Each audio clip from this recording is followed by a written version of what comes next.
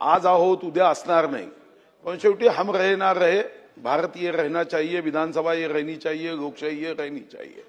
ते स्वतः माझ्या माहितीप्रमाणे आश्वासन समितीचे अध्यक्ष आहे। अध्यक्ष महाराज, ते जेव्हा आश्वासन समितीचा अहवाल मांडत आहे तेव्हा त्यांची हतबलता ऐकतानाच कसतरी वाटत होतं अध्यक्ष महाराज, की अधिकारी येत नाही म्हणजे मंत्रालयात सुद्धा जादूचं पाणी देणारे काही अशोक थोरात नामक अधिकारी दिसत आहेत। अंधश्रद्धा तशी अंध बुद्धी सुद्धा धोक्याची आहे।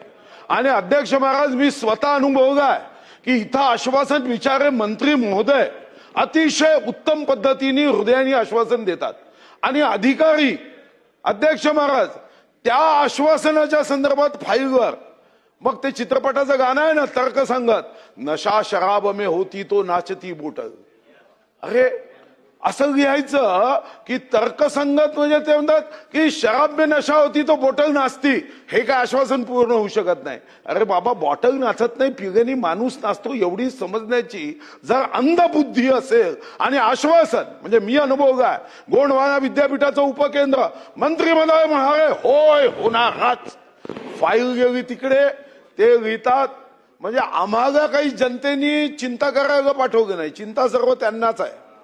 अशोक थोरातच्या हे आधुनिक कर्मचारीचे रूप आहे। म्हणून अध्यक्ष महाराज ही गंभीरता आहे।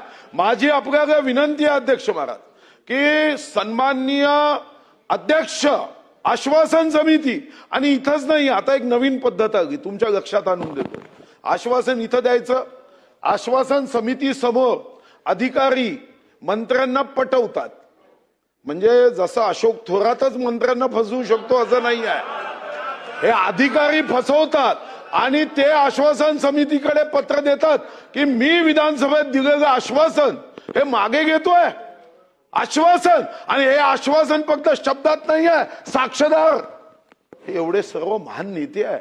छत्रपती शिवाजी महाराजांच्या समोर दिलेलं आश्वासन हे जर अधिकारी सांगत असतील की आम्ही हे पूर्ण करणार नाही, आणि अध्यक्ष महाराज आश्वासन समितीकडे पत्राचा गठ्ठा आहे, हे आश्वासन आम्हाला मान्य नाही, शेवटी राज्य कोण चालवतं?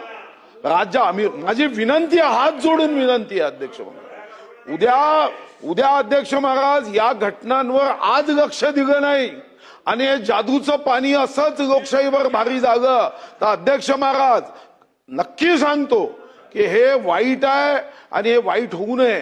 तर हे जे अध्यक्ष महोदयांनी मांडलं, तुम्ही सर्व गटनेत्यांची तुम्हाला योग्य वाटत मला बोलवा, पण हे अस्त्र पुन्हा धारदार केलं पाहिजे।